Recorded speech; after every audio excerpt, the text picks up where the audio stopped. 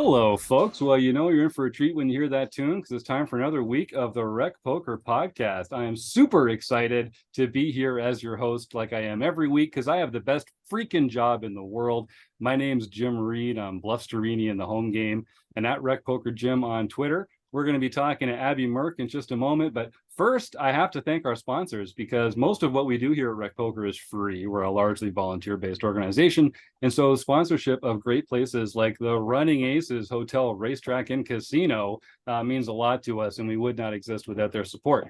And more on that coming soon because it's Rec Poker Weekend week in Rec Poker Nation. We are coming to Running Aces this weekend. The horde descends is how I like to think about it. It's going to be a lot of fun. I'm going to be there making peanut butter and jam sandwiches and buying beers for friends. So come on down if you haven't already. So we got to thank the Running Aces Hotel, Racetrack, and Casino. We've got to thank our premium members. And we got 3 new premium members since we were last on the air. So I'm really excited. I want to thank Robert Kreidel, Brian Schmuck, and Garen Yamashita. Garion and Brian are both winners of the veterans campaign that we did with Angela Jorgensen and Jackie Burthart a little while ago.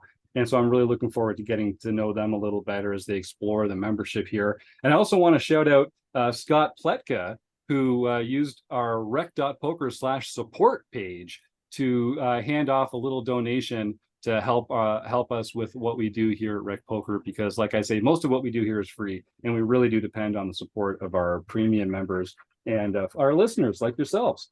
The other people that make all the magic happen here are the Wrecking Crew. You get used to hearing my voice on Monday nights, but I am just one of the village, the crew, the group that make all the magic happen here. And if you want to find out more about me and the rest of the Wrecking Crew, you can go to rec.poker/crew, but just listen up. You're going to meet a few of them right here tonight. I'm Chris Jones. You can find me 5v5 on Threads or 5x5 in the PokerStars home game. My name is Joe Coolis. You can find me on Twitter at JoeCoolPhD, cool with a K, or in the home game at Elvita11. And I am John Somsky, also known as Poker Geek MN everywhere. Well, folks, we did it. We thanked the premium members, the Wrecking Crew members, the sponsors. Let's get into the interview. So I'm super excited to be welcoming Abby Merk, Abby Poker, as she goes by on a lot of the social handles these days. Chris is expanding his realm into Threads. I don't know if that's in your future, Abby, but welcome to the Rec Poker Podcast. Thanks for giving us a little time today. Thanks so much for having me, you guys. I'm super excited to be here. Can't wait to get into it. Got a couple stories that I think the viewers will be interested in hearing, a couple hand histories that are super fun. So very excited to be here. Nice. Well, regular listeners might recall this time about last year was when Grandpa George Sanford and I were hanging our heads in shame because Abby and AJ beat us in the last longer for the tag team event in the WSOP last year. So Abby, I think I bought AJ a beer, but you are still technically owed a beer from that performance, is my understanding. So we're gonna have to find a way to credit that at one point in the next little while. Maybe at a karaoke bar. There's a little tease for something later in the episode. You never know. So I'm in. I know you're in. Karaoke so, must in Vegas. Yeah, it's super. I had a great time. Let's start. Let's go way back here a little bit. So I like to start these interviews. If folks don't know who's this Abby Merk character, how would you define your own place in the poker world this year in the summer of 2023? So I'm a professional poker player. That's what I do full time. I just made the switch about like 6 months ago to, becoming a pro. I am also, though, an advocate for female empowerment, females' rights, and finding their place at the table. That's really important to me. And then I'm also a content creator. So definitely creating content for a bunch of different platforms, work for Poker News as a reporter, as I'm sure we'll talk about later. I make my own content on a bunch of different platforms at Abby Poker on pretty much everything. And that's really kind of what I love to do. So any of those titles, I'm happy to wear. That's awesome. Well, congratulations on going pro. And I think, to really make it in the poker world these days, it helps to have a few different things going on in the poker industry. So I really like the way you talk about sort of creating content playing as a profession, and then also having these other layers like the reporting and that kind of thing. That was one of the things I want to talk to you about. When we bumped into each other down in Vegas this year, you were splitting your time between playing the series and also reporting. So tell us a little bit about sort of how you got started with Poker News and what that experience was like. Yeah, so I'm a firm believer to love what you do and do what you love. And for me, that's poker. So as soon as I started playing, I kind of fell in love with the game. I loved the strategy aspects. I loved the competitive nature of it. I loved how it was really a game of life, kind of, but you're playing at a table with 8 other people. So I knew that I wanted to like be in this industry. I knew that I wanted to try to pursue my dream, and that was through poker. However, I also have a love of people, and at the poker table, that can look like going one-on-one in someone in a hand, trying to outsmart them, trying to outmaneuver them, trying to potentially make the best hand or make them believe that you have the best hand.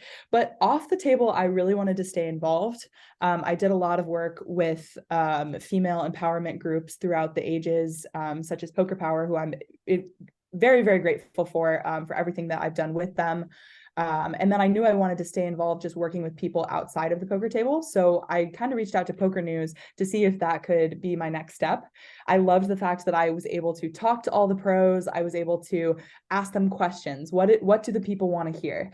What do I want to know, right? Like I'm going up to these like players who have millions upon millions of lifetime earnings. They have thousands, millions, hundreds of millions of hands, different experiences. I'm like, what would I want to know? And all of that content I really wanted to make approachable for everyone else. I didn't want to be the only one that was hearing these stories. So Poker News is an amazing platform to spread that. Yeah, and they do a great job. And I know, so it's interesting. I don't hear about a lot of players being able to kind of split their time between playing and reporting, because the reporting side of it is a grind. So if people don't know, I mean, it is a hard job. You're on all the time down there, and the poker community, as full of wonderful, generous people as it is, they can kind of have some quick, harsh feedback if there's some details wrong in a hand about their, I know Joe's like, no way. But yeah, some poker players, if the details of the hand reporting isn't like perfect, they can get a little snarky about it. What is that a unique arrangement that you were able to strike with them, to be able to kind of give yourself the flexibility to play, but also have this professional reporter commitment and mandate? Yeah, so I think it's a little bit different for me because I'm actually not a reporter. So I don't take hand histories or anything like that from the players. I'm not like going from table to table trying to like find the action. What I was more doing was content creation. So I was like doing interviews and like in front of the camera work. I was trying to find niche topics to talk about with these pros and find things that I thought were interesting. So I was asking questions. For example, like my favorite one that I asked this summer was, okay, so you're in the main event, 10K buy-in. It's the very first hand, you sit down, blinds are 100, 200, sorry, 60K starting stack, 300 big blinds, very first hand. And you are 100% sure that the under the gun player has gone all in blind. What does your calling range consist of? Right? Like Chance Cornuth, what are you calling there? Right? If you're 100% sure that it's blind. And I was just curious. I'm like, what are the pros going to do in situations like that? I mean, that one might be a little bit silly, but we ask strategy questions. We ask day in the life questions. How do they strike a balanced lifestyle? Things like that. So my job was pretty unique in the sense that I didn't have to stay until 3 a.m. when the tournament broke. So I was actually able to talk to Poker News and work with them so that I was able to play a full schedule this summer and also do what I love in terms of content creation with them as well. So I'm super fortunate for that. That's amazing. Yeah, fantastic. And would you say it was a success? And now I know, I mean, it must still feel like a grind being down. I was only down there for like less than 3 weeks, and I needed a break by the end of it. But how did it go? It went amazingly. I mean, I got to talk to all of my idols. I met, my poker crushes, if you will, not in terms of like looks, but in terms of like skill. You know what I mean? These people, the idols is a better word than crushes. Yeah.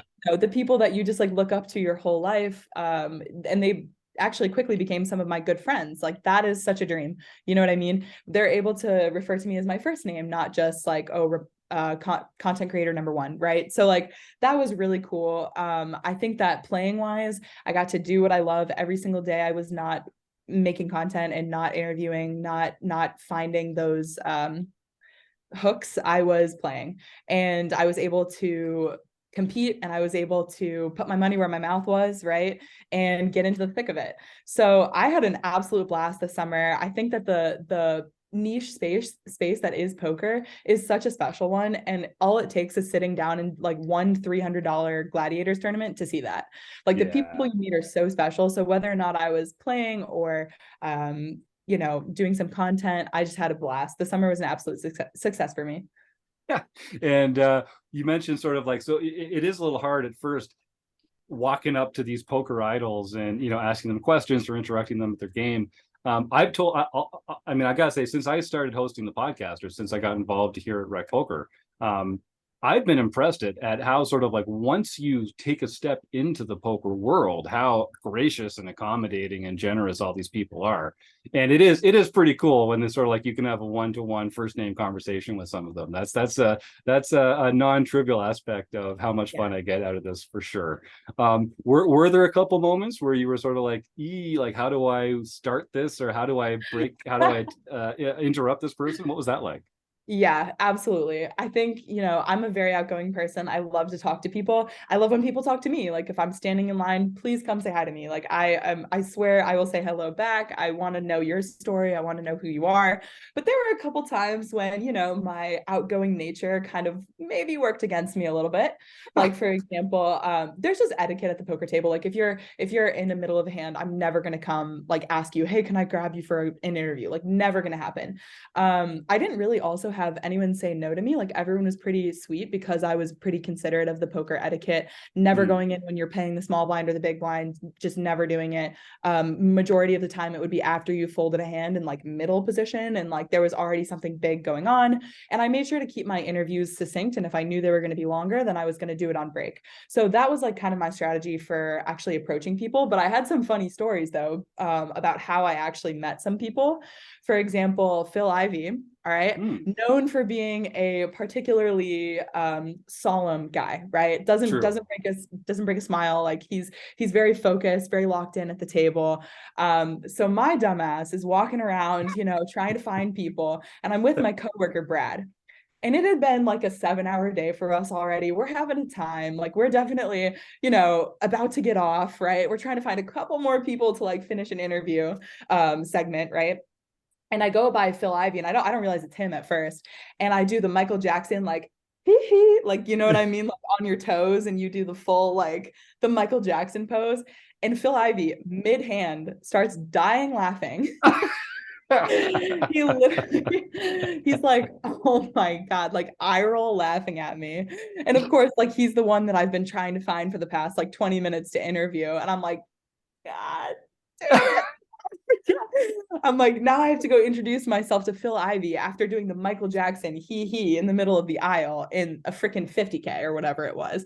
So anyway, that was like, I don't know, a pretty good example of me biting myself in the, or shooting myself in the, I don't know. But it worked, didn't it? I mean, it got the did. smile, and that helps a lot when it comes to getting the interview, right? Definitely. Yeah, good for you. Well, you reap what you sow. I believe that. I'll just remind our YouTube chatters, feel free if you've got any questions for Abby, type them up in the YouTube chat there. And if you're listening to this at home in the audio format, I would just say, boy, you should have tuned in for free on Monday night at 7:30 Eastern, because we do this every week, and you can come and chat with our guests in real time, and you can even win a prize in our food bank raffle at the end of the show. So stick around and come on, join us on YouTube on Monday evenings. Okay, so so the reporting side of thing, the content creation side of thing, I want to ask a little bit about that.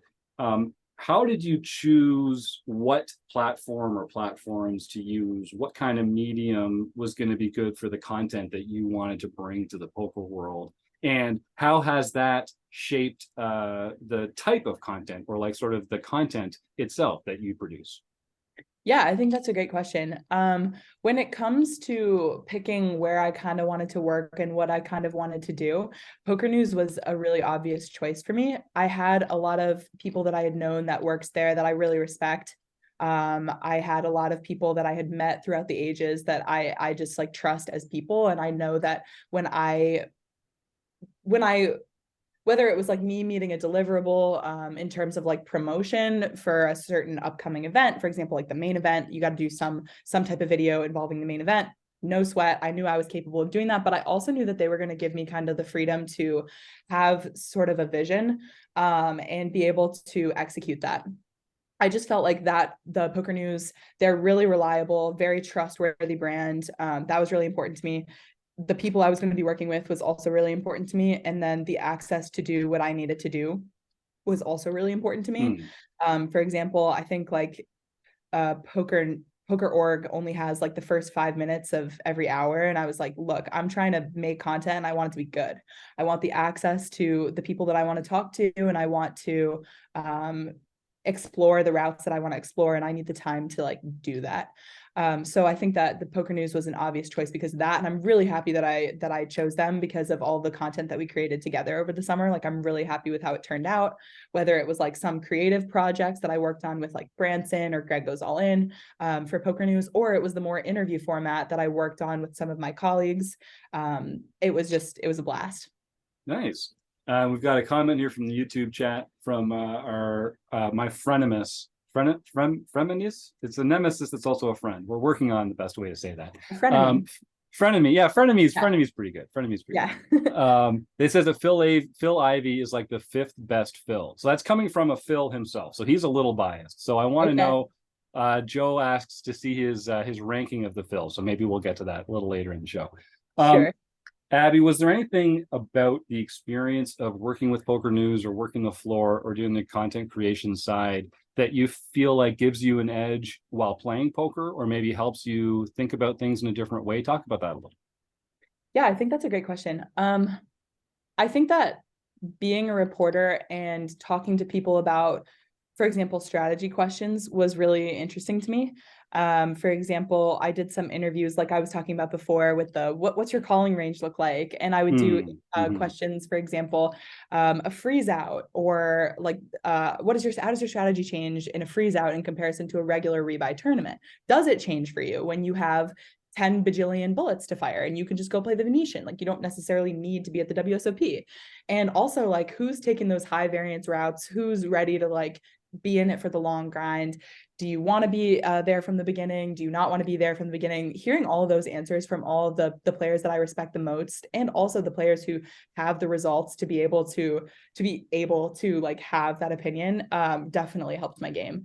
I realized a lot about what variance is. I mean, I think that a lot of, for example, when I was asking people, it's a freeze out, you have 1 bullet, what are you going to do if this bullet doesn't go your way? They're snap rebuying into the Venetian, 2K, right? So it's like they don't care about like the freeze out aspect as much as other people. And then other people that I interviewed would say, okay, well, I have 1 bullet into this, it's a high buy-in, I would like to be calling off less since people are just not going to be bluffing as frequently. So like hearing those things, you're just like, this is a great point. Like maybe I didn't think about that, right? Add those little advantages to your game and start to become a better player for sure.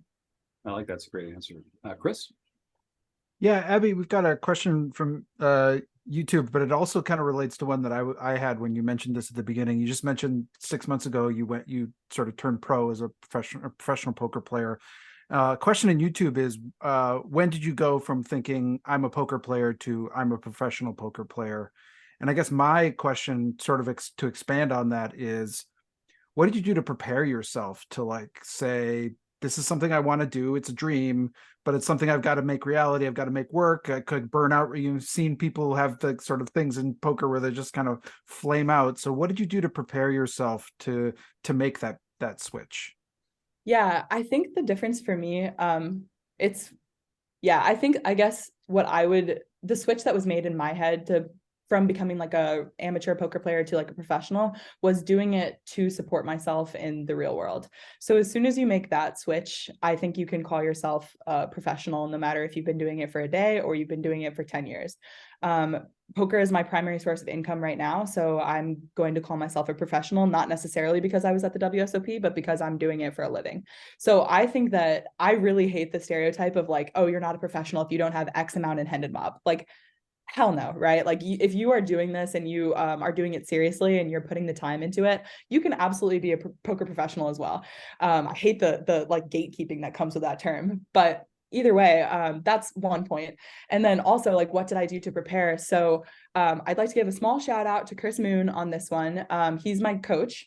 So I've worked with him for a couple months now, relatively new thing. He's been really helpful, but also I want to credit myself as well, because I've done a lot of studying and a lot of hard work that goes on behind the scenes, primarily into tournament poker. I think that cash is okay, and like I like playing cash too, but tournaments are where my heart is. That's definitely what I've spent the most time studying, whether it comes to resources like GTO Wizard or Pio Solver or Munker Solver, things like that, Monk Reviewer, whatever. Like, these resources are accessible for anyone to use, and they're also something that's insanely helpful. Like, the more spots you see, the more times you've gone over the same thing, the better you'll be in the future. So I think that studying really hard for the series was a big part of my success this summer. But then also there's obviously variance of, okay, I got it in as a 70% and I'm not holding, like that's not great. So either way, a lot of hard work, a lot of patience, and help from friends, talking about hand histories with, even people we talked about earlier, like Angela Jordison, Jackie, Kaina, right? Like some of my girlfriends. And then also these people that I was meeting, I'm talking hand histories with like the crushers of the world, right? Like the people that, like just have the results, and they're telling me, Abby, that's a punt, right? I'm like, oh shit, Jason Kuhn's telling me that's a punt. All right, I suck, right? So like just making the adjustments and reaching out to people whose opinions I respect, hearing different opinions, what everyone would do on different streets, breaking it down step by step. It's been really, really helpful for my game. And talk a little bit about sort of the importance of having a coach or having a community like that, because I think a lot of our listeners, like when I joined RecPoker as a premium member, it was because I had listened to the podcast. I listened to a lot of podcasts, I watched videos, I read books, I did a lot of pen and paper work on my own, but I really hamstrung my progress as a player by being a kind of a lurker and a loner and not getting help. So I talk about it a lot, but why don't you talk a little bit about sort of like, why is it important? What do you get so much out of it that makes it so crucial? Yeah, I love talking hand histories with literally anyone that will. Any skill level. I like talking to, even when I only play tournaments, like I like talking to cash game players, because guess what? Not everyone that you're going to play against in a tournament is a cash game player. I like talking to people who I think are not that good at poker, and I like talking to the best in the world, right? Like I want to hear their perspectives because I'm using it to help my game. So for example, Landon Tice, one of my really good friends, someone whose game I respect a lot. I think he's a crusher. He's put a ton of time in, really respect him and his game. I'll talk a hand history with him, and I'll break everything down step by step with him, like street by street, pre-flop. I'll talk sizing with him, and he will stop me at literally every point. Like one hand probably takes us like 25 minutes. It's insane. And he'll just be like, okay, you should be doing this like at this frequency. Why do you think that is? I'm like, that's a great question, Landon. Like, why would I do this? But then he'll also say he'll say things like, if this was me, I would be betting, or I would be calling with king high here, for example, right? And I'd say, okay, Landon, why do you think in this specific tournament against these specific people that they would ever be bluffing here, right? Like, because if you're calling with king high, that's a bluff catcher. He's like, well, I think that people are capable of doing this. And even hearing stuff like that changes my perspective on the way that people are looking. And then also when I play a player like Landon Tice, I can now use his logic and his reasoning to kind of make a better decision. And like, that's all poker is making the best decision that you possibly can with incomplete information. So I'll talk to everybody. Hit me up, you guys. Love talking hand histories, post literally all the time on my Instagram story, step by step. So if you ever want to slide up, let me know what you think. I'm literally reading every single one. So Nice. Well, let's I'll take you at your word. Let's talk a hand or two right now. So you were down in Vegas for the World Series of Poker. You got Yeah. a chance to play a little bit. I'm sure you came across some interesting spots. Yeah. What was one, let's just start. What was one hand that sort of caught your interest that you thought would be interesting to share with the group here? Okay, let's do it. So I have a super fun one today. It's a hand that I played versus the one, the only Stephen Chidwick, absolute crusher. Literally, in my opinion, one of the best poker players alive right now. Definitely. Guy's a genius. And if there's anyone that's capable of having a bluff, it's going to be him. Let's hear what you guys think. So I'm in the cutoff, right? And I have ace queen offsuit. I have the ace of spades the ace of clubs and the queen of hearts. I don't have spades. That becomes important. So I raised to it's all right. I've just doubled up. So at the beginning of the hand, I had about like 75, 80 big blinds effective. So I'm pretty deep. I have open raised to 2.2 big blinds from the cutoff. He's in the big blind. Okay. He defends his big blind. It's just heads up. The flop comes the ace of spades, the king of spades, and a 7 of hearts or something like that. It was an offsuit 7. It was not a spade. Okay. He checks to me and I bet small here. I bet about 1.5 big blinds. So definitely a small bet. I think upon like further review and study, that's probably not great. I think I can start betting really big with my sets and my 2 pairs here. So I kind of like a bigger size better here. And like, I can definitely do that with ace queen as well. Also shout out Pads for talking about this hand with me. Okay, so either way, I bet really small and he just called. So he floated the flop there. Also with the spade draw, maybe bigger bet is better. He's going to have a lot of spade combinations in the big blind. So not a great sizing. Okay, he just called. The turn is the queen of clubs. So not a spade, gives me 2 pair, favors my range. Good card, right? He checks. I now start to polarize because I, at this point, lose to 10 jack and that's it. No, also sets, but he really doesn't have a lot of sets here besides maybe 7s, which he might have been 3-betting me pre-flop with, given the way that he had been playing at the table. It's potential. I don't think he has a lot of 2 pairs himself here because I really think he would have been 3-betting that pre. I had seen him 3-bet like king, queen, right? Like ace king obviously is a 3-bet. Any other combination, like maybe he has like queen 7, king 7 type of thing, ace 7 occasionally, right? Like, but even ace 7, if it was suited, could have been a 3-bet from him. Definitely aggressive player, willing to put people to the test. Anyway, I bet big on this turn. So I think I had the best hand. I beat a lot of his perceived range. I bet big. I think I bet like 3/4 pot at this point. And he raises 4x. Ooh. So automatically I'm like, oh shit, I'm about to get into a gigapot with Stephen Chidwick. Like, oh my God.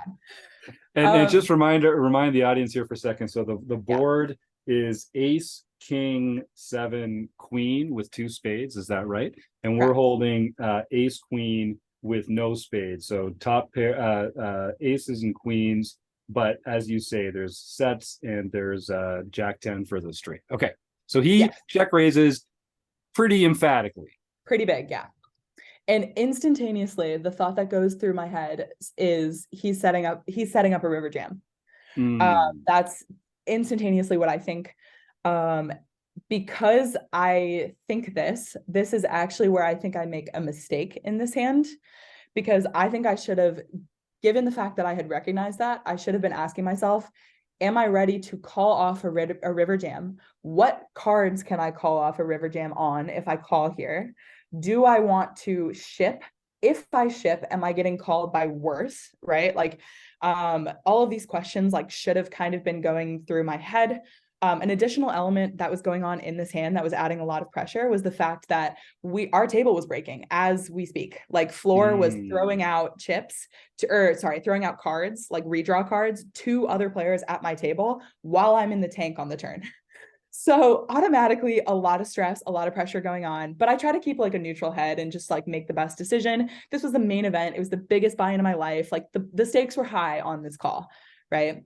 So anyway, I think forever, and I do end up making the call with the plan to call off river jams on any non-spade, any non-10, and any non-7. I thought to myself, like, what hands could he be doing this with, like, as a bluff?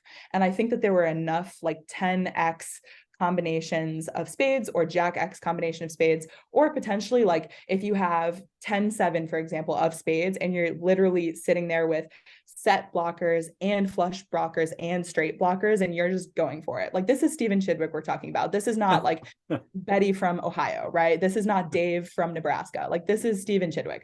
So if anyone's going to show up here with bluffs, like, it's going to be this man. So either way, I ended up placing the call, and we go to a river, which is the 4 of hearts. So very clean river in terms of like his bluffs miss. He doesn't improve if he has a bluff. He thinks for a little bit, not super long, pretty balanced in his thought process, like no tells there, unfortunately, and then jams. And I knew it was coming. Like, I can't pretend like I'm like not, you know, I can't pretend like I'm surprised to see this. If, you know, there's someone that's going to triple barrel, it's going to be Stephen Chidwick. And I thought forever, like, I thought this was going to be a snap. Like, my plan was literally to call off on any non-spade. And I ended up folding because I don't, and this is like something that I learned from playing with like a lot of these pros, especially for as long as I did this summer. I don't think the pros are bluffing as much as people think that they are. I think that they have a lot of edge in the field, and there is no reason for him to risk 80% of his own stack on a bluff versus me when his edge is so big versus like a lot of players. I hadn't been getting out of line. Like, I had been playing really tight because I was short stacked for like a lot of the day before I had just doubled up in that hand. I don't know that there's a lot of reason why he would have to get out of line. He does have sets that play this way. Like, he does have value hands that play this way. And like, the thing that I kept on going back to in my hand is like, in my head is what value hands does he have that I beat? And I was forcing myself to like think about it. I'm sitting there, I'm like, does he play king queen this way? Right? Another 2 pair that's just like got ace jack dominated it, right? Like, does he play king queen this way? And I kept on telling myself that he wouldn't. Like, I literally think that he would be three betting that pre-flop. Like, I don't think that we would get to this spot with a value hand anymore. So it's polar. Like, it's you're telling me you have a set or 10 jack, or you have 10 high or jack high, basically, with spade. And I ended up making the folds, and I talked to him later about it, and I was like, hey, Steven, you should tell me what you had. Like, I'm a new pro to the scene. Like, I'd love to know if I made the right decision. Like, I respect your game a lot. Like, what did you have? And he wouldn't tell me. He's like, he was like, I respect your game. I really think we'll see each other again in the future. And like, I don't want to tell you for that reason. And I was like, yeah, right. Oh my God. But it was a great thing. Let me know what you guys think, though. If anyone has thoughts, what you would have done differently, I'm happy to hear it. Yeah, it's an interesting spot because he's really, I mean, he's definitely do you think he's 3-betting 100% of the time with like aces and kings and queens pre-flop in that spot? Because that really puts him, sevens are really the only set that we can credit him with. Right. Yeah, never getting there with 4s. Right. No, exactly. Not on that line. Kim, you unmuted there. What's on your mind, Kim? Only because to me, now it may be different in Stephen's case, but to me, when he won't tell you what he had, makes it lean much more towards a bluff, in my opinion. Yeah. Than a value hand. Because he doesn't want to give you that information. Because you think like that they like, so the pros. I mean, most people will just say, like, you know, if they had Jack 10, they'd say, I had Jack 10. You made a great fold. Right? Like, yeah.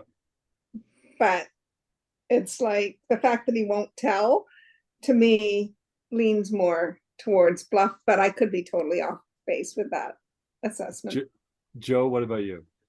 Well, I'm going to help Abby with her self-concept in poker, because I think the fact that he wouldn't tell probably speaks to his the power of Abby's game. That it's you know, if you're never going to see somebody again, you're just not, you're either going to lie or you're going to just tell, right? You're not going to resist doing that, because that breaks the social contract and is uncomfortable for everybody involved. So whether he, you know, look, I bow to anybody else's opinion, particularly Kim's, about whether that was a bluff or not. But I think that's feathering the cap that he resisted, that he might see you at a table, because he's telling me, because he'll never see me at the table again. Thank you. I definitely. appreciate that. Abby, my question is, so you went into, so you played the turn, you made this plan, calling the turn bet, and we talk about this all the time. Sometimes we talk about like the importance of having a plan, but we also talk about the importance of being able to pull the ripcord when things aren't coming out the way that you think that they would. So what caused you to change your mind between the turn? Because I really like the way that you laid this out. You're like, I had this plan, these are the safeguards, a safeguard came, and then I folded. So talk about that process a little bit in your mind. Yeah, I was thinking about two things really. One of them I kind of mentioned, but just like the fact that I don't know that, like, so first of all, previous hands with him, when he had been betting polar in this way, it was to set up like river jams when he had really strong, really disguised hands. Also, he's betting like this into my range, so he has to be careful with how he's going about this. Like, you need to be really, really thoughtful about which hands you're going to go up against. Like, it's like under the gun versus button, right? Like, under the gun has everything here, button has nothing. Different situation, but you get the point. That was one thing I was thinking about. And then I was thinking about also, what should I be calling with that makes me not exploitable in the long run? Because it actually is important for me to have calling hands here, even if I lose. Is ace queen one of those hands? I was kind of unaware. I actually think that I would have better hands to call this with than ace queen. And some of them are weaker than ace queen. Like, obviously I have sets, which I'm going to call with like at a way higher frequency. I'm going to have 10 jack myself, which obviously I'm going to call. I'm going to have, but I'm also going to have like weaker hands that actually should be calling here. So for example, if I had like ace jack with the jack of spades, I almost have to call, right? Like, I don't know, like I be blocking a lot. Maybe ace jack with no spade is better because like I want him to have a flush draw, but like I'm blocking the straight. I think that would actually make more sense. But I'm thinking about like what hands like I should be calling with, and like, is this one of those hands? Like, I can even have ace king here, which is like a better call than ace queen. So I ended up thinking that I was pretty bottom of range to make this call. And when I put everything like player type, hands that he had shown down, my gut was kind of just telling me to fold. And it was obviously for my tournament life. So, you know, but I don't know, I have a pretty good gut. Like, every time I've made a call because like I have to, like I'm top of range, like, and my gut is like, holy shit, they're just not bluffing. Like, I've been wrong. And I'm like, oh, but I'm not I'm not exploitable here. And like my gut's like, you know what they have, like just let it go. And this was just like one of those times when my gut was really telling me to get out of there. So I think that's what made me ended up changing my mind. He was also like for the rest of the time he had been like, I don't know if this is a tell because it's freaking Stephen Chidwick, like who knows. But he was like the entire time staring people down, like, you know, direct in the eye, whatever, it doesn't matter. And this time he was looking at the board and I was just like, you don't want to look at me, like, I don't know, maybe that's weakness. I don't think it is from Stephen. Like, it was just a lot of factors where I was just kind of like, this is not, I think I can find better spots. And more importantly, like, not only does he have better edge in the field to be bluffing, like I have better edge in the field. I am a good poker player. And like, if we're about to break tables, I'm not going to get stuck on day 2 of the main event with freaking Stephen Chidwick. Like, I'm not going to go to a table full of like people that I've never met before. Why would I risk my tournament life here when I still have so much edge left and so much playability? Like, after this hand, I had 40 bigs. Like, that's fine. Like, I have piles. It's the main, you know? Yeah. So a lot of those factors kind of went into me changing my mind, but. Nice. Well, good answer. Good answer.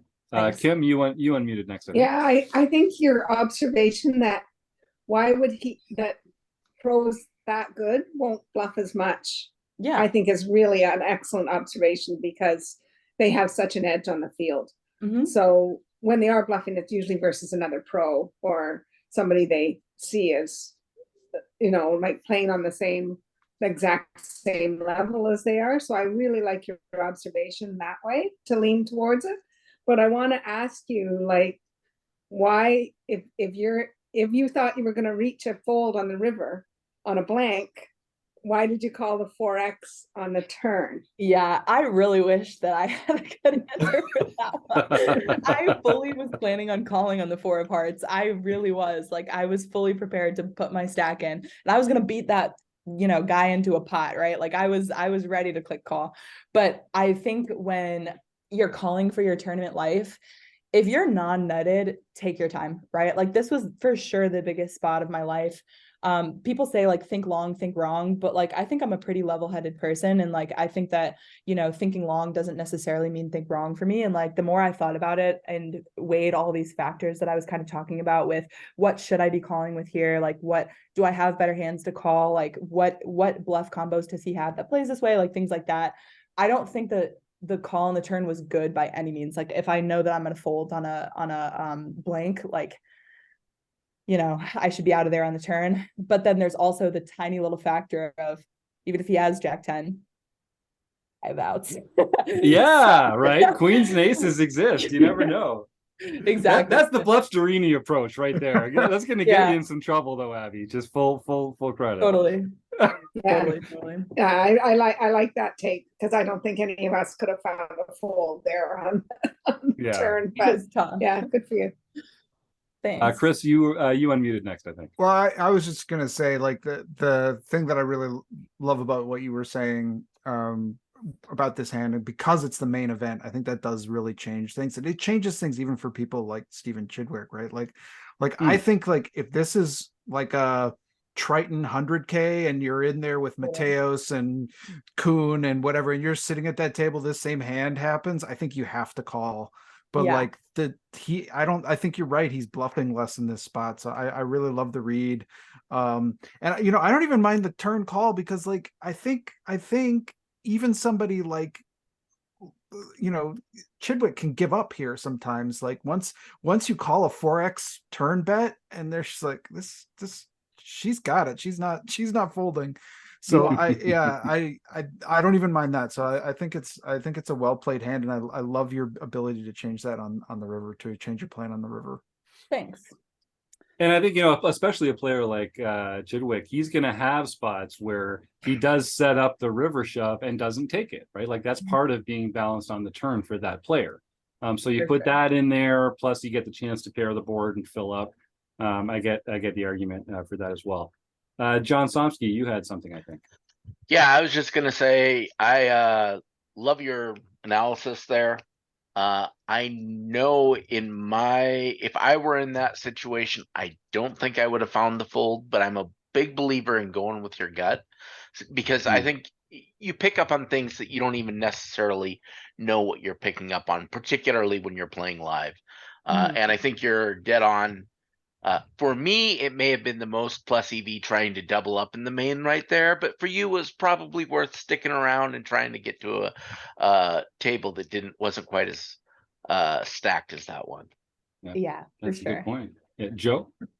And even if he did bluff you, one of the things I've learned in terms of becoming a better bluffer is recognizing when they actually recognize the bluff possibility on the board. And if they can't see it, then they're going to call you with whatever they have. And so the more they're trying to bluff you, the more that they think that you're probably pretty good.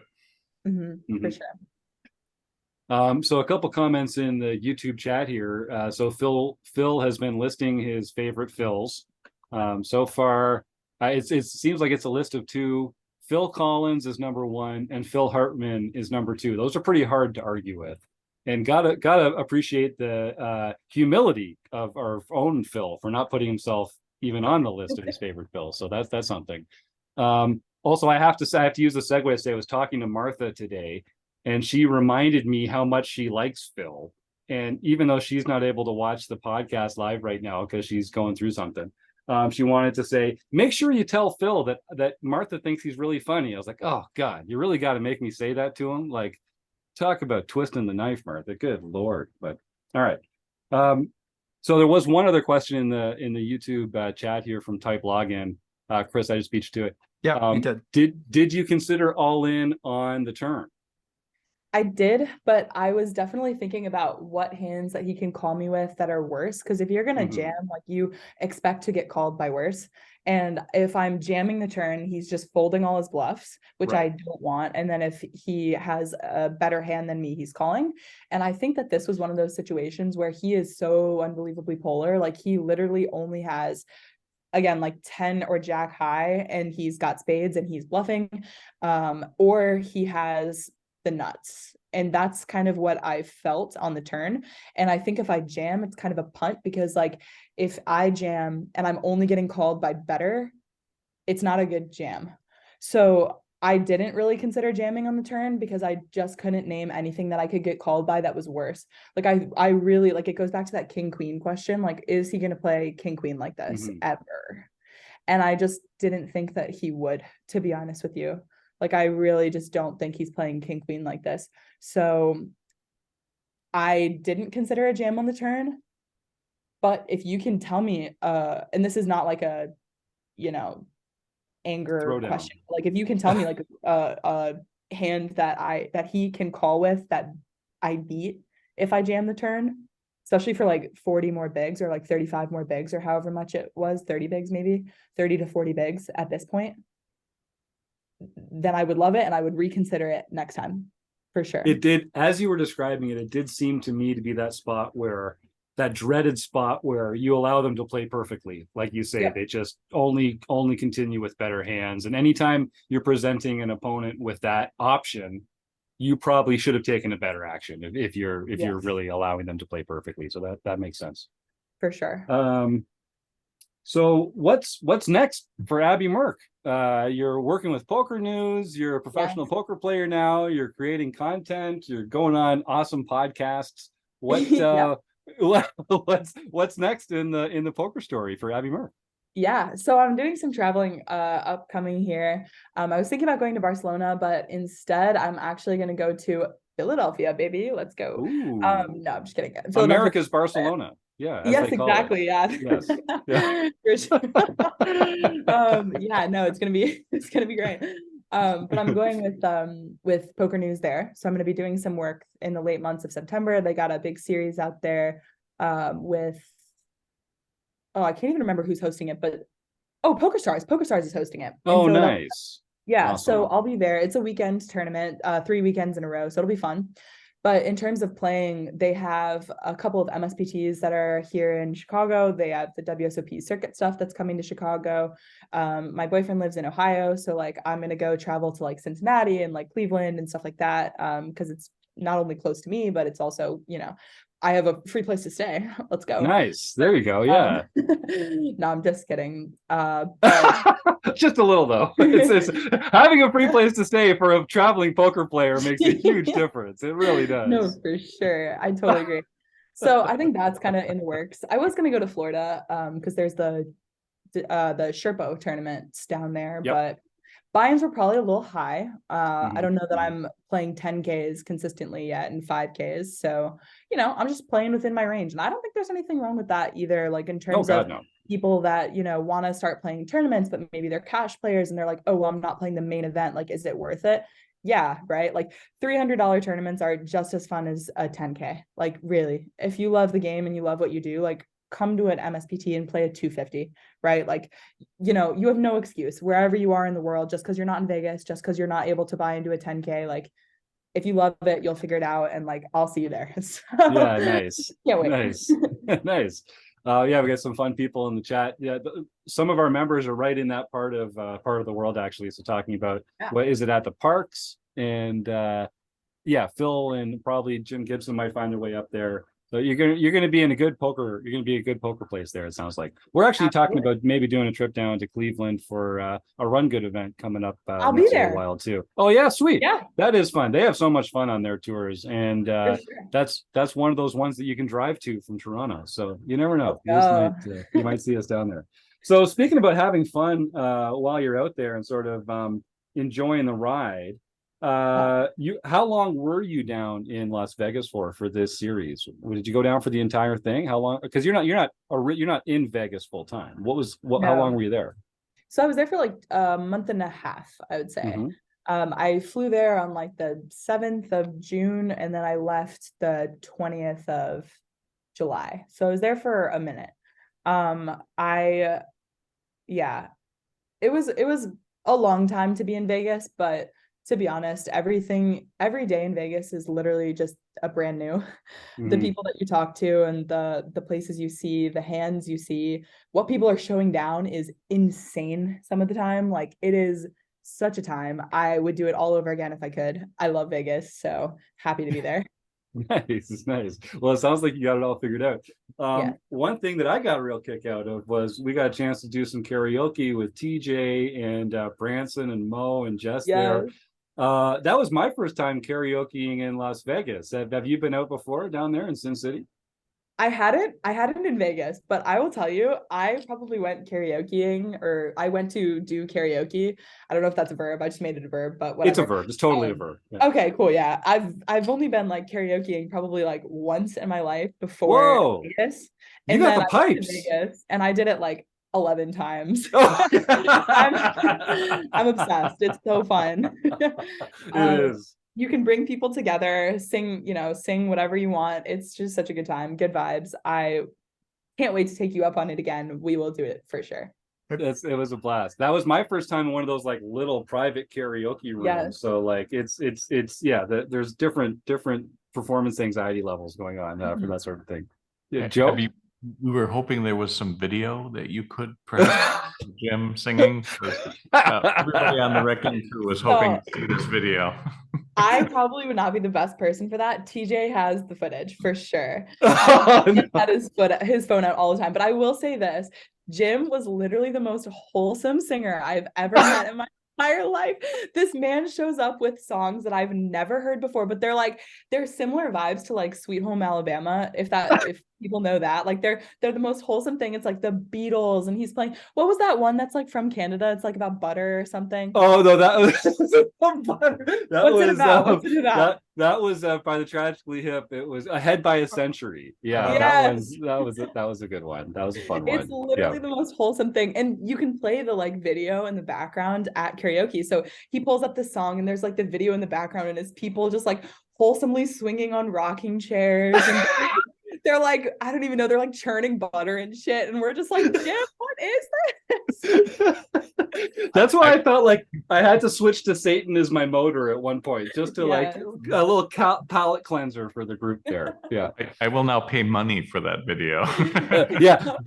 Joe, from what I understand, there was a mysterious fire, and all the evidence of that burned out. Yeah, those are rare, but yeah, it's amazing how this keeps happening around these kinds of events. Yeah. Chris, did you have something there? And I was I was just going to ask if, since we've already mentioned Jackie Burkhart, I don't know if either of you have heard, but she apparently organized this legendary karaoke poker game in Portland, Oregon, which I think is a thing that, have you heard of this, Abby? Have you heard tales of this? I've seen pictures of it because her and Angela dressed up for it. So I've seen the pictures of it happening, but I wish I had some video footage because I literally have no clue how it like would take place. Apparently you just basically, when your name is called, you have to get up and sing right there. There's like an orbit penalty if you don't, and if you're in a hand, you still have to like do the mechanics while you're singing, and it sounds kind of legendary. So then we need to go. Yeah, that sounds perfect. Run good, we'll be there. Oh yeah, okay, that we definitely have to do that then for sure. Yeah. And yeah, Abby, you've got quite an edge up there on the karaoke's. If you're calling me wholesome, I was gonna say you freaking brought it. You bring those pipes to the show. That was awesome. So yeah, I'm looking forward to that. It's a fun. Listen, it's like all these things, you know. We love this game of poker. We like making friends doing it. It's a social game. And the kind of folks that we like, we don't take ourselves too seriously. We have fun. We go out there and, you know, what did Branson say on his way out? He's like, hey, Jim, that was really fun. You really sing from the heart. Yes. That's what people say when they want to say something nice about the way that you're saying. It was super fun. So I am looking forward to that again for sure. All right. Well, the last question that I'm going to ask you today, thanks for your time. We're coming up on an hour here. So, you know, the guests are fun when time flies by like this. We've had a good time. Looking back on your life, and this can be within poker or outside of poker, you've had all this success. You're living this wonderful life. We've only gotten an hour of insight into what goes on with you. But what's one thing you would do differently if you could do it all over again? One thing you would do different. I'm calling Stephen Chidwick, brother. Money. I was ready to like, I'm just kidding, but obviously hindsight's 2020. Like if you know you're gonna bust the main event before the money, like you're calling there every time. Like show me a bluff. Like show me a bluff. But no, I'm just kidding. If I had to do one thing differently, I think that I would have taken the leap earlier. I really, like I said this before, but like I'm just really into the idea that you should love what you do and do what you love. And like I have known for a couple years now that like poker is that for me.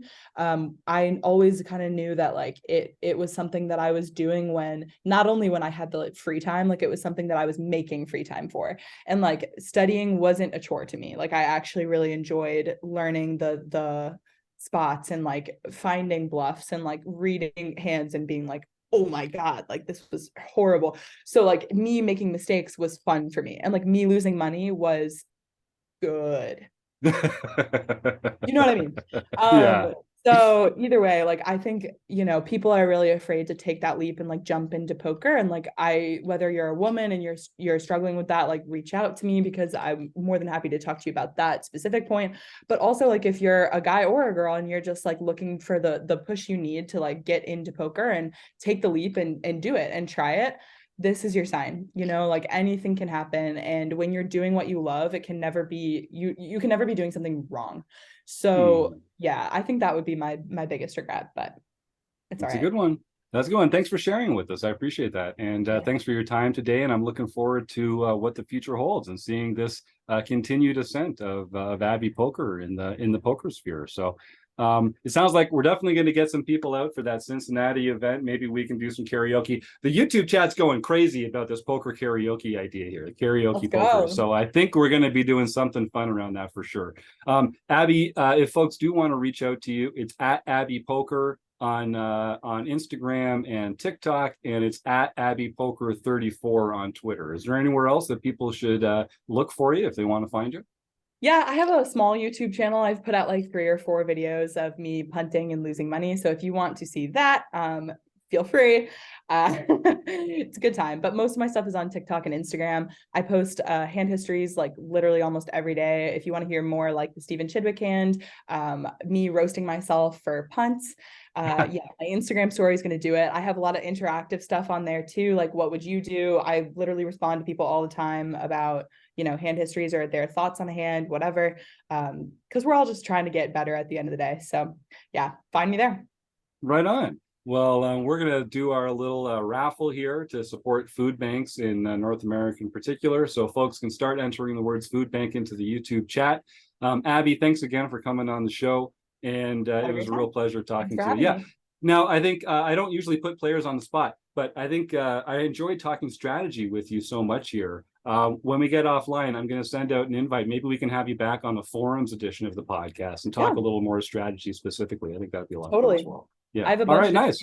Yeah, we'll do it. Sweet. We're going to do it. All right. Well, I think you're welcome to stick around. We're going to spend the next 20 minutes talking about home games and that kind of thing. So feel free to just hit the X. And everyone, check out Abby on the various platforms, and you'll see her again right here at RecPoker. Thanks again, Abby. Thank you. Have a good night. Bye. So yeah, folks, start typing the words food bank into the chat here, and we'll do our raffle. Thanks to either Chris or Joe's nerdy dice. We'll kind of have to figure that out as we go. I want to just, before we get into that, I want to mention that it is the week. It is here. It is RecPoker weekend at Running Aces. It's coming up. It's right around the corner. It's this weekend. If you're listening to this live on YouTube and watching, I suppose, you've got a few days to get those flights booked and get your hotel reservations in at Running Aces Hotel, Racetrack, and Casino. And if you're listening to this live when it comes out on Friday, you can probably still make late registration of event number 1, which starts at 10 a.m. on Friday morning. Event number 2 is at 6 o'clock on Friday afternoon. And event number 3 is at 10 a.m. on Saturday morning. And then we're going to get a friendly RecPoker cash game set up after that. And I would be remiss if I didn't mention that Phil has put a bounty on me. This is an interstate bounty. He's put a bounty on me from multiple states away in event number 2, which is only open to RecPoker members. So if you take me out of event number 2, you're going to win $12.50 compliments of Phil Razor, who has put the money in escrow. I can confirm that the money is being held by an independent third party. Yeah, Chris, you want to jump in there? Oh, I was just going to ask, because our listeners may want to know, what does it mean to be? I don't know. I don't know how to be a member. How do I do this? How can I just not play Friday night? Great question. I mean, oh, thanks. Thanks. I mean, Chris, it's so easy to become a member here at RecPoker. Oh, really? Tell me more. And it's free. It's perfectly free. Oh my it's God, free. really? Yeah, the value is off the charts. Free community members are eligible, but only free community members are eligible to play Friday night. Is that what you're telling me? That's what I'm saying. Oh, wow. Okay. Amazing, right? And you can go to rec.poker/register and just sign up for a free account right now. All it takes is an email address and a smile. So you're saying that members who actually pay are not eligible? I knew you were going to come in there with that, John. I mean, that's what Chris implied. Let me do you one better, John. Not only are premium members also eligible for event number 2, but if you play in event number 1 and you're a premium member, then you get a $10 food voucher, which is just like putting money right in your pocket. And I'll remind folks, if you use the code RecPoker, you get your first month of premium membership for only $5. So just do some quick math here, show up at Running Aces, sign up for premium membership using code RecPoker for $5, get a $10 food voucher in your pocket, your hot little hands right there. You've already made $5 by becoming a RecPoker premium member. And you get to play in event number 2, where you could win $12.50. Yeah, no, those are US dollars too, folks, just for some of our international members. That's $12.50 US cash in your pocket for taking me out. We are also going to have some other prizes, some RecPoker merchandise, some Running Aces swag. There is a player of the series race, so a points race for players throughout all 3 events. So do come and have some fun. It's going to be a blast, and I'm really looking forward to meeting some new RecPoker members and hanging out with some Rec'ing Crew members. And I'm just glad Phil's not going to be there, because even though he's putting a bounty out on me, my own mother wants me to remind him that she thinks he's funny. So thanks, Phil, and thanks, Martha. Just throw me under the bus right there. But all seriousness, Martha, I know you're not watching us live, but I know you're listening, and get better soon. We're all rooting for you over here on the Rec'ing Crew. All right, I just John. have to Chris, turn to one comment in the chat, which I think is going to be many of our strategies on Friday night. Event number 2 is type login says, "Nice, I'm 3-betting Jim every hand pre-flop." Right? Yeah. Could be a long night for you, Jim, or a short night. I guess sounds like it might be a pretty short night. Yeah, that's right. Well, that's okay. I'm just going to tighten up my range. I'm going to 4-bet at an appropriate frequency. And I'm going to put you in jail type login. Come at me, Joseph. I know what's going on here. But yeah, I do think it's kind of interesting when players get a bounty on them, how it changes the dynamic at the table and how people should adjust. And I'm not doing it properly, but I think there is kind of an argument for examining how that affects the ranges that people should use. Joe, you unmuted there. Oh, sorry, John, go first. I was just going to say, I think, the proper strategy when you have a bounty on yourself is just to have bigger hands. I mean, get dealt bigger hands generally is a good idea. Yeah. Is that about what you had in mind, Joe? Well, sort of. I'll believe it when I see it, when you tighten up your range. And maybe this is just what I needed. Maybe I have to, mostly when I play tournaments, I should just pretend that there's a bounty on me, and that'll be just what I need to kind of tighten up into a slightly less Blusterini approved model. All right. So, we got a lot of food bank people tonight. Well, let's see. Chris and Joe, you guys duke it out. Who's gonna, if it's DiceOcam or D20 online, whatever that one is. Let's do the order here. The first person I see is the RRRCCC, then Luke, then Ethan, then Joe, then Mary, then Phil, then type login, that's 7, then Dave, then Stuart. I see 9. Is that the same order that you guys? Yep. Yep. Okay. So you can't even roll the 8-sider. What, Chris and Joe? Who's it going to be? Do you want me to? I can try to log in really. Here we go. Should we? Okay, do the let's dice? try it.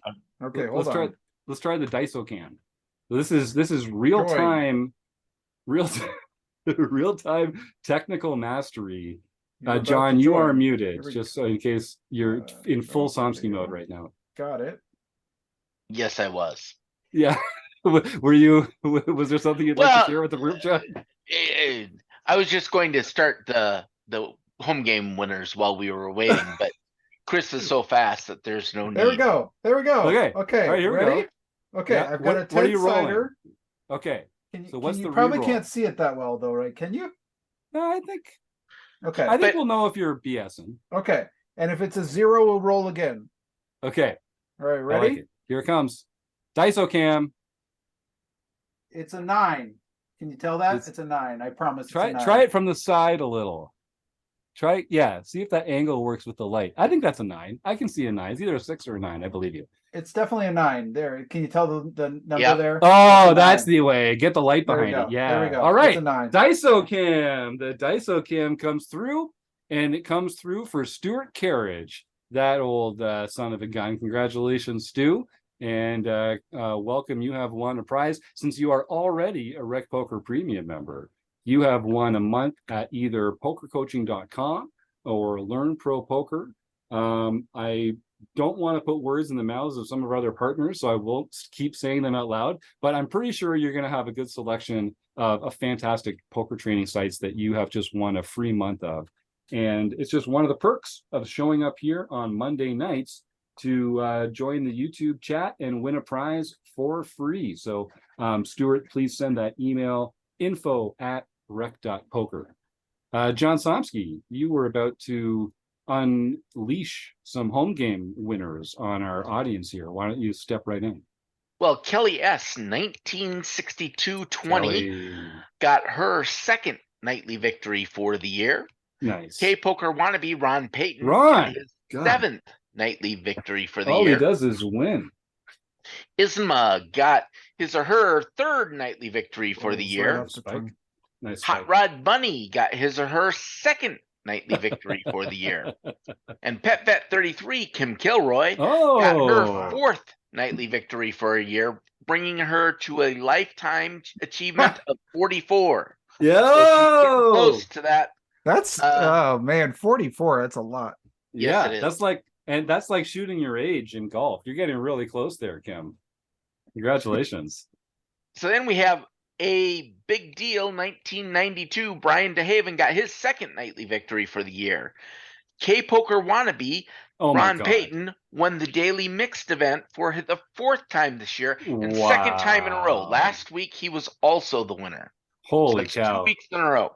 And Ron, if you're listening, I'm emailing you with your free month at Learn Pro Poker. We were having a little trouble getting the codes all sorted out, but congratulations on that. And congratulations on this freaking amazing streak you're on. We're talking about K-Poker wannabe like every week on the show here. So congratulations, Ron. Really, really well done. Very impressive.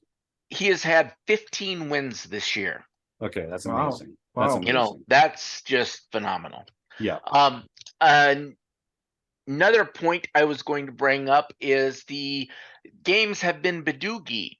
However, we played our Badoogie game in April. This was supposed to be Raz. I have mixed it for this coming Saturday, so we will get in one practice event of Raz prior to our next week's our mixed game series for August. But there you go. I apologize for that.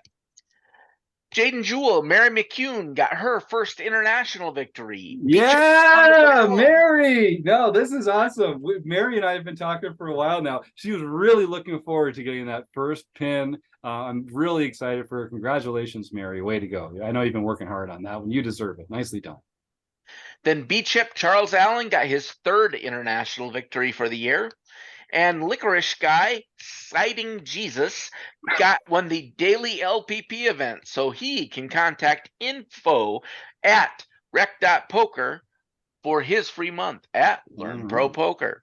Yeah, citing Jesus. Don't be afraid to hit me up there. And make sure you get your free month at LPP. And congratulations to Charles too.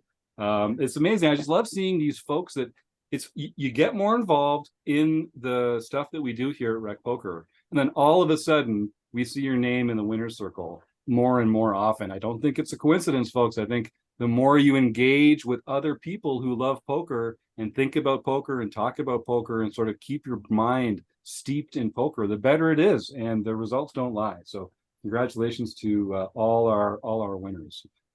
What else? Is there anything else that we should cover tonight, folks? I feel like we had a great interview with Abby. We are all stoked about Rec Poker Weekend at Running Aces coming up. I guess I'll thank our sponsors one more time, the Running Aces Hotel, Racetrack, and Casino.